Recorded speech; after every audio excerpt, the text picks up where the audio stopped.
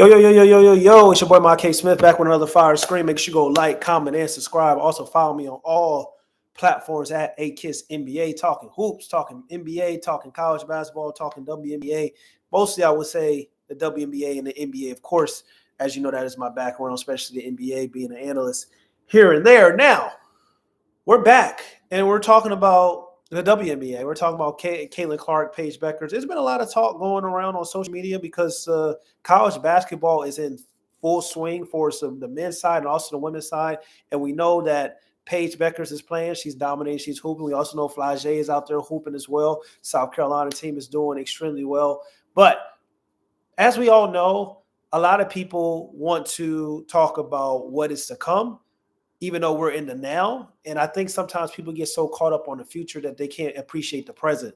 Right now, there should be no conversations between Caitlin Clark and Paige Bueckers. But of course, there's going to be conversations because as great as Caitlin Clark was his past year in his rookie season, it's supposed to be another player potentially coming on next year to kind of rain on that parade or to kind of rival and match some of the marketability, the popularity that Caitlin Clark brought to the WNBA, and that is Paige Bueckers.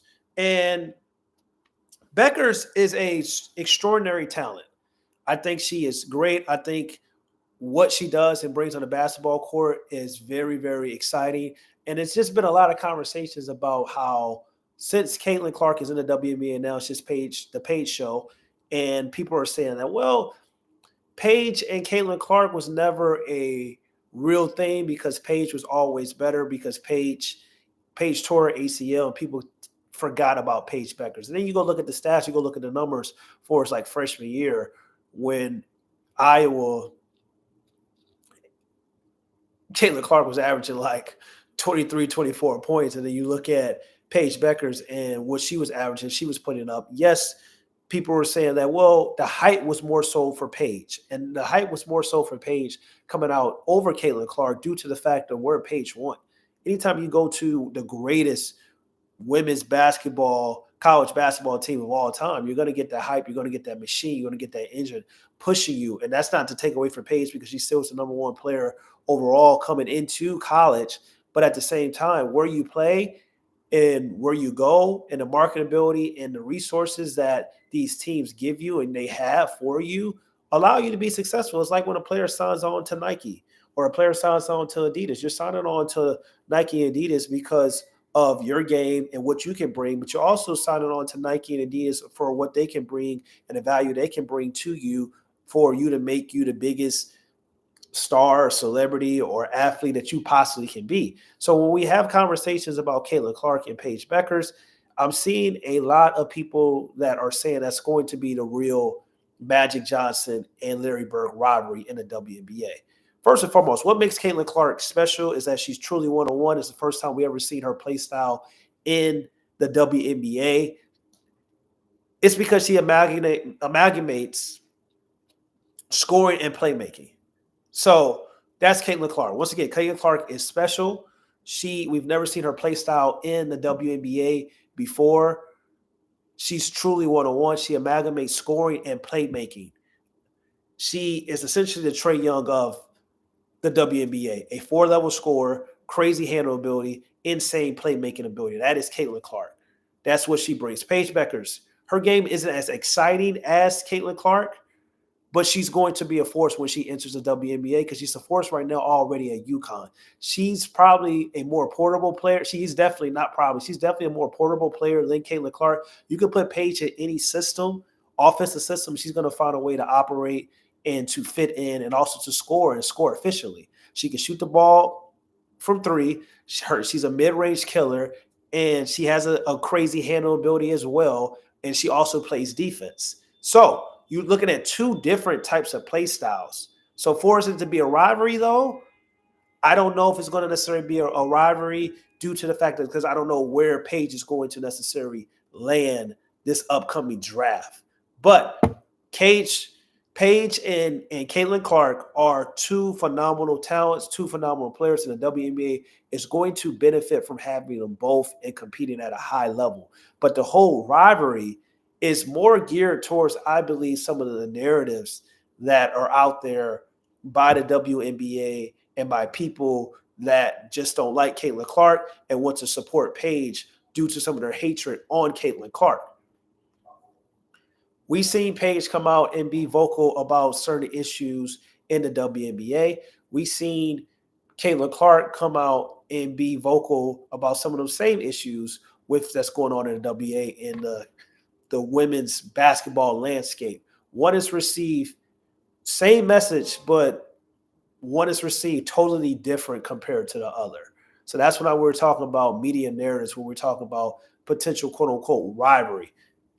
A lot of times, if it's going to be a rivalry, the rivalry is going to have nothing to do with what we notice about the WNBA game is that a rivalry would have nothing to do with on-court actual basketball, which is unfortunate because that's what it should be about. So when people are coming out and saying that Paige and Caitlin Clark is going to be the real Magic and Larry Bird rivalry, I'm here to tell you it's just like, first, we got to pump the brakes because we don't know what's going to happen, what team Paige is going to land on. And two, if it's not about the actual on-court production and what Paige does on a WNBA floor, then it really won't matter. If it's everything about outside of the game, which it was between like the rookie of the year race until Caitlin Clark really just went on a run and just said like, yo, stop the nonsense. I'm the rookie of the year. Cut the noise. Cut the bullshit. I'm here. I've been here. Not only am I the rookie of the year, but I'm one of the best players in the world and reasons why I finished top 4 in the MVP race as a rookie.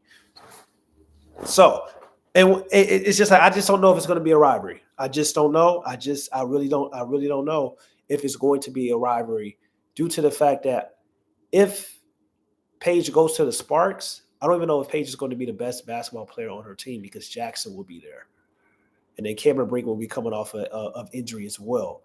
Like, I think that would be the worst situation that would happen to Paige because Paige would be in a similar situation that she's been in her entire career where she's playing on a team with a lot of young talent and she's just fitting in instead of being the star player.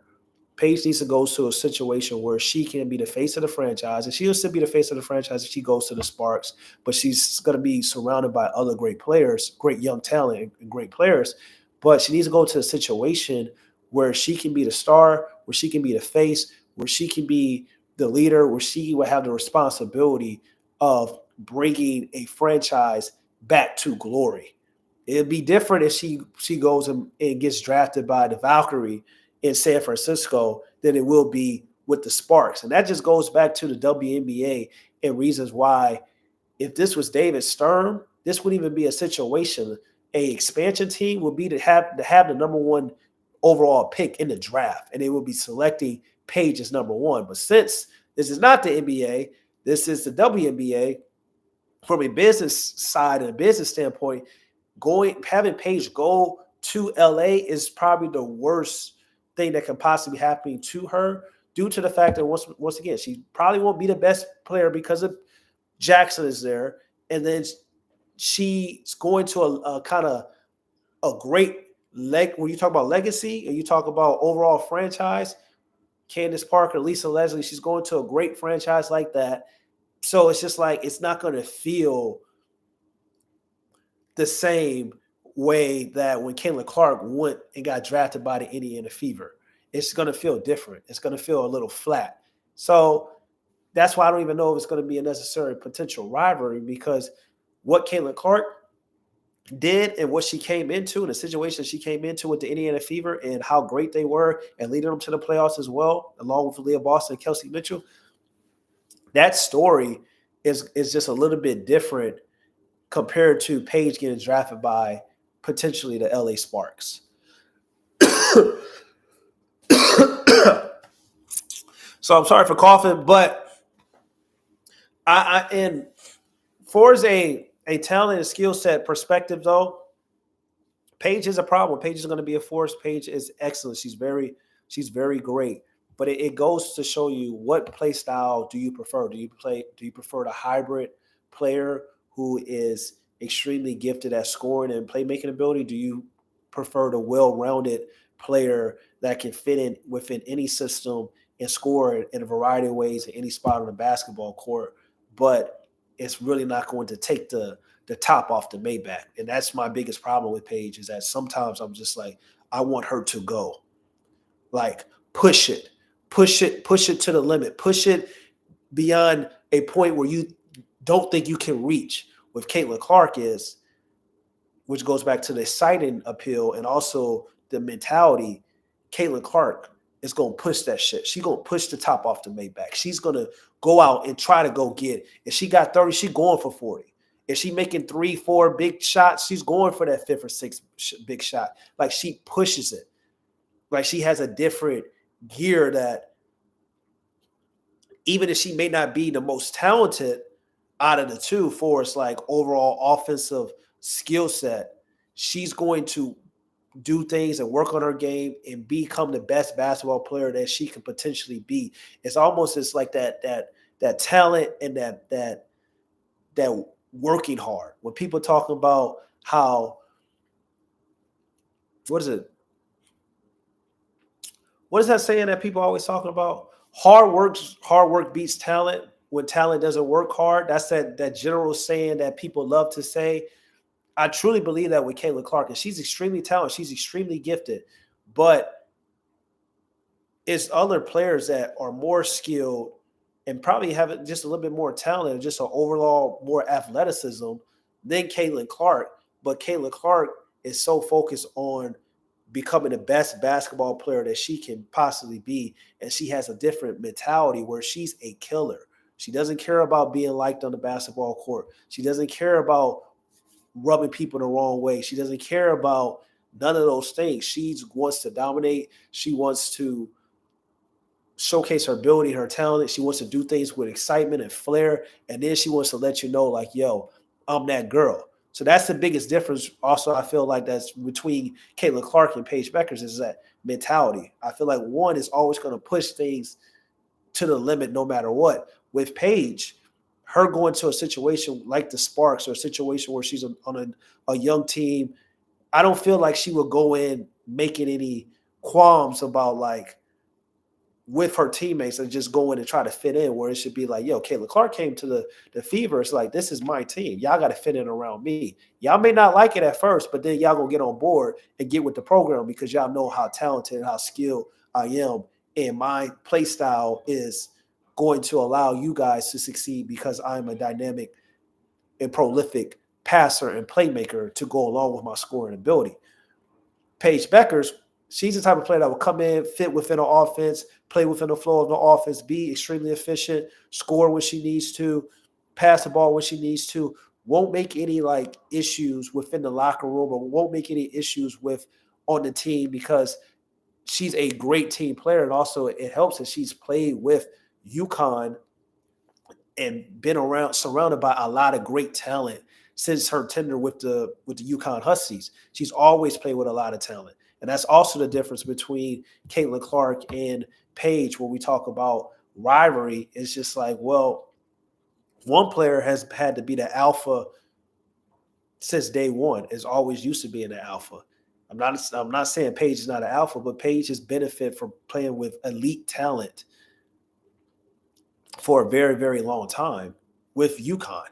That is a difference. So that's why I would love to see her go and have her own franchise and have her own team and have to be this engine for a franchise and carry this franchise on her back if she gets drafted by a team outside of the LA Sparks.